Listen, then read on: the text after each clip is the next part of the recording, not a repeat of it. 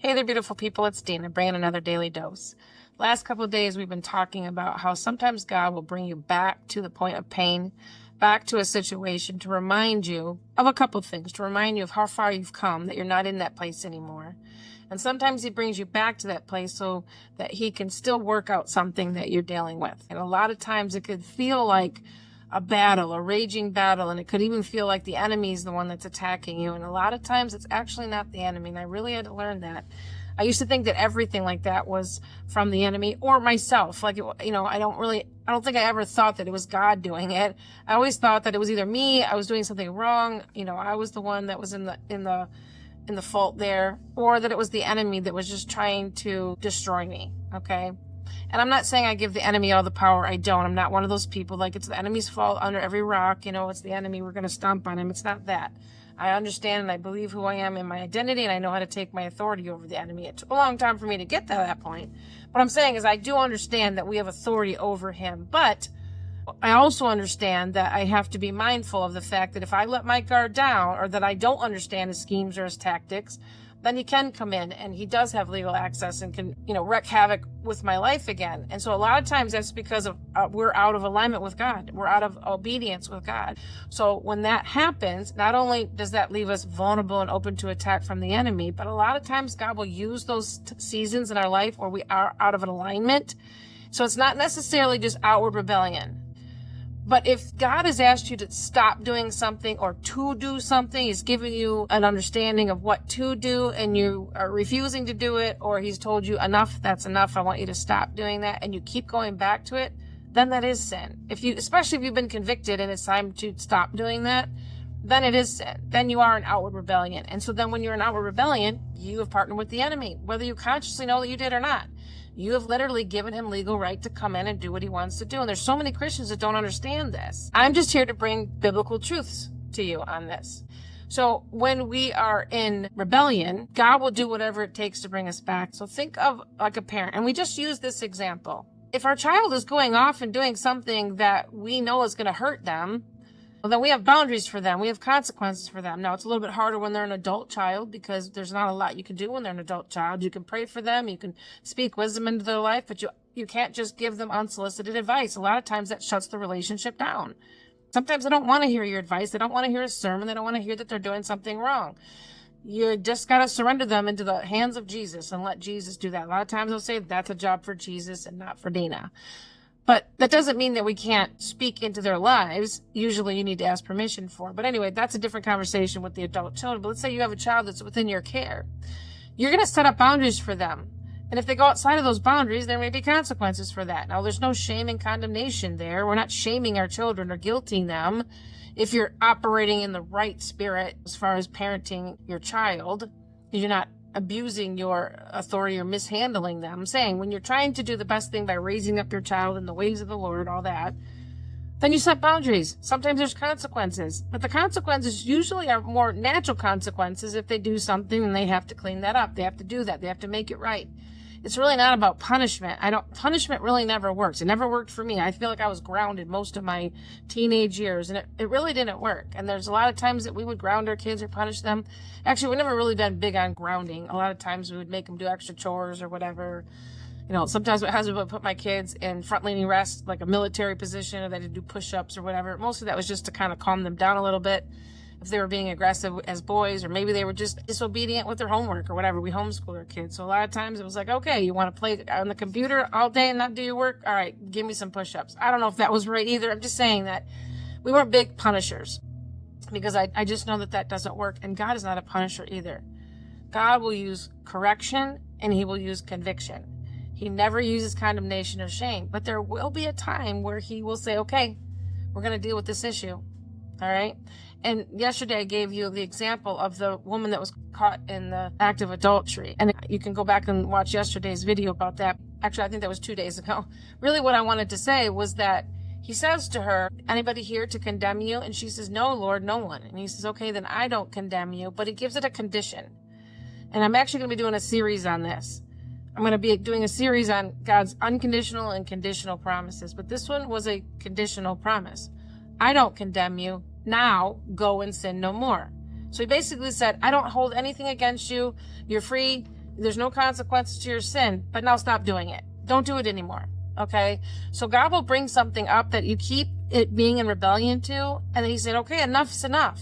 Now, here's the reason that he does it. It's not because he's mad at us, and it's not because he's trying to punish us. It is because it can't go with you into the next season of your life. And we always go from season to season, from glory to glory. Whether you think your life is just one big story, it's not. There's different stories within our full life story. Sometimes we're in one season, sometimes we're in another. We're always transitioning and we're always transforming. And if you're a Christ follower, you're always transforming into the image of Christ. That's what our ultimate goal is to become like Christ and to be Christ-like, to be able to have the fruits of the Spirit, which are love, joy, peace, patience, kindness, goodness, faithfulness, long-suffering, self-control, and operate out of those in every area of our life. That's ultimately the goal while we're here on this planet. But most of the time, we're out of alignment with all of that, or some of it, whatever that might be. And God will use those situations where we're out of alignment and says, it's time to clean that up again. It's time to move past this. We can't linger here anymore. I said, don't do this anymore. I've already healed you. I've already forgiven you. It's time to stop doing this. And I used my example with my unhealthy lifestyle. And I was saying, like, for me, it was always this up and down dieting. I can't even tell you how many times I damaged my body from over dieting or over restricting myself. When I was a teenager, my gosh, I would starve myself. And I don't necessarily know if I was anorexic because I never really was super skinny, but I would starve myself. And even as an adult, I would write it off as fasting, and I have definitely done very long fast for spiritual reasons and for health reasons. But sometimes you can get kind of addicted to that and you can just keep fasting to lose the weight. And then there's times that I just threw it all to the wind and I just ate whatever I wanted to eat. And I just wreaked havoc on my body and my hormones. I lived a super high stress life and I didn't manage that. I didn't sleep well. I was in a very high cortisol, high stress state, which automatically raises your insulin, and then it stores it as fat. And then you're in this vicious cycle of trying to fix that. And then there's shame and condemnation, all of that. I'm getting exhausted even just saying it, but that's what my life was like. So there was a lot of damage to my body. But then there was also a lot of shame and guilt that came around that, which was from the enemy. So I've always had this list of to-dos or not to-dos when it came to food and, good food, bad food. Should I do this? Should I not do that? And God's really been showing me that this stronghold that food had over me had really nothing to do with the food at all. It had to do with my obedience. It had to do with where my appetite was. My appetite was not in him. It was in the food. So that was my vice. That was my addiction of choice. Somebody else might have spending. Somebody else might have gambling. Somebody might have pornography. Somebody might have whatever it is. You label it. Somebody has it. You name it. Somebody has it. Mine happened to be that, and so it's one of those things that is socially acceptable. Now, if you're grossly overweight, then people obviously think that is not something good.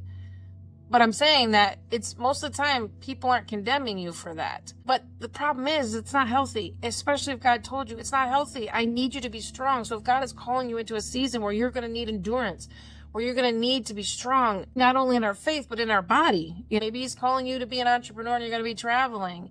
Whatever it is, maybe you're a special needs mom and you need to be running after your kid all day and it is a marathon and you need to be strong physically.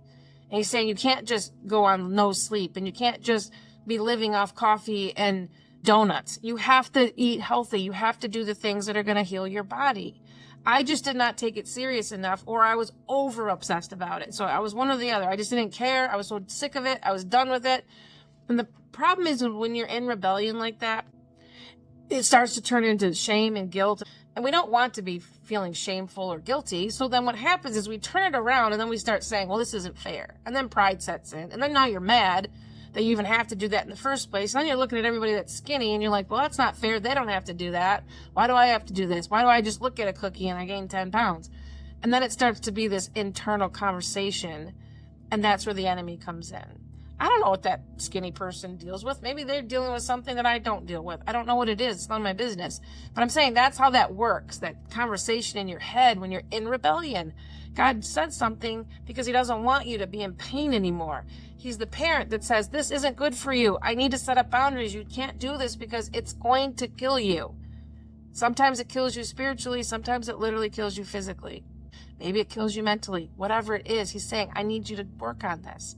But it's not you're in trouble, you're grounded, that's it, I'm done with you. No, it's like, okay, we're going to work on this. So he keeps bringing this stuff back in that seems like trials and pain, but it's because it will motivate you to do the right thing. I did a video not too long ago about whether you're a stick person or a carrot person. Some people are motivated by reward.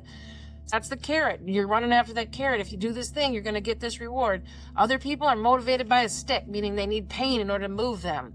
That something has to be bad enough for them to do the thing that they need to do to change. And I would say the majority of people probably are more motivated by a stick or pain than they are by a carrot, by a reward. Okay, so but for me, this particular situation was one of those, like, I got enough other stuff to deal with. I know I'm overweight. I know I don't take care of myself, but I'm doing all these other things. Good God, I'm a good wife. I'm a good mom. I'm doing all this. I'm serving you. I'm spreading the gospel. I'm doing all this stuff. I don't think he cared about that if I was in rebellion to him. It's not about works. It's about my heart. Was my heart in honor to what he asked me to do? So this has been a difficult journey for me to really understand that, but there's also freedom in that. And this is what I want to leave you with. Is that a lot of times we think that freedom comes from, I get to do what I want when I want, especially as adults. We get into that place. I remember as a kid, I would think I couldn't wait to get out of here because now I can do what I want. No one's going to tell me what to do. And when you finally get out on your own, you're like, I get to drink out of the milk carton by myself and nobody's going to tell me I can't. Whatever it is for you, whatever it was that you're like, nobody can tell me what to do. But then we get to be adults. We've been adults for a long time. And then honestly, we get into this kind of prideful, like, I'll do what I want to do. I can do what I want with my body. I can be who I want to be. I love who I want to love, whatever. Okay, and I'm not here to tell you what you should or shouldn't do in your life. I'm just saying we got this kind of arrogance that we're an adult. We can do what we want. No one can tell us what to do. That actually isn't freedom. That's bondage. I'm going to just tell you right now, thinking that you could do whatever you want, whenever you want, with whoever you want, with how much money you want, whatever that is bondage. It is not true freedom. True freedom actually lies in obedience and surrender and trust in God. He's the one that's protecting us. He's the one. And I know the world would not agree with this. And they would say that that was, not true. Okay, but we're not of this world. If you're a Christ follower, the scripture says that we're not of this world. And his ways are higher than our ways. So we're not of this world. We're of the kingdom. And there's different rules in the kingdom. And the rules, or the structure, I would say, is set up to protect us so that we will thrive, so that we are walking in victory. This is not to condemn us or to keep us small or to keep us in this box of list of to-dos. It's never been about a list of to-dos for God. It's not about a bunch of rules. And so many people think Christianity is about a bunch of rules. It is about love and protection from the Father. He knows what is best for us. And if you keep going off that path, he will pull you back. He's not ever going to give up on you. He's going to keep pulling you back, especially if you've said, God, please help me. I don't want this having control over my life anymore. Now, I'm just talking about food, but some people are dealing with some pretty heavy stuff. They're dealing with deep addictions that have got them captive mentally and physically and spiritually. They're dealing with, sexual sin, whatever that is, and it's wreaking havoc on their families. And it's deeply painful, and God will not leave you in that pain. And if there's somebody that's crying out to him, he will absolutely do whatever it takes to get you back on track, even at the expense of your own comfort. But the thing is that when you do line up with him, that is when you do actually find comfort. When you do surrender that freedom that you think you so desperately can get on your own, you actually do find the things you're searching for. You find that peace that surpasses all understanding. You find that love and joy that goes above any difficult circumstances. It's a supernatural thing because you are in the intimacy of the Father and your protection from Lord Jesus, and you have the Holy Spirit as your guide. There is nothing better than that. That is where true freedom comes. So many times we are in rebellion and disobedience because we think that we have this free will, and we do, to do whatever we want. But that doesn't mean it's good for us. And God knows that. And again, if you've asked for his help, he's going to give it to you, but it might not look the way you want it to. So in this particular situation with me, God has really had to do some eye-opening things to me, but it really gave me freedom because I was able to break off the fact that it's good or bad, right or wrong, to-do list. I'm guilty or shameful for doing what I'm doing, and just find freedom in that and trust him that he's got a plan. And I know that he's taking me to the next season, and whatever this stronghold is in my life, it can't go with me. I need to be strong and healthy physically, mentally, spiritually to do what he's called me to do, to help out other moms and wives and families that are hurting. I can't do this if I'm broken down, defeated, overwhelmed, frustrated, overweight, whatever that is, not sleeping. I can't do that. And so he's doing what he can do in me now before I get to that place. So anyway, I know this went long again, but sometimes I can just go on and on. Maybe that's the Italian talking girl in me. I don't know. But anyway, thank you for hanging on with me. I just want to encourage you that if you're walking through something difficult, it's not always the enemy. Sometimes it's God. Maybe there's something he's got so good for you that he's like, you can't take this habit with you. You can't take this stronghold with you. We have to break this off. Sometimes breaking off that trauma, that stronghold, whatever it is hinged to the generational trauma that your family's under. And I've shared that too. Sometimes you being able to conquer this and to be able to find freedom over whatever that sin is, that rebellion that you're in, because it brings your generational line freedom from that. This is where that sexual sin comes in, or that sin with money, or whatever, some of those bigger things that we have, anger, all that kind of stuff, abuse. Those are things we want broken off our family. God wants to break those off our family, but you have to be somebody who's willing to receive that.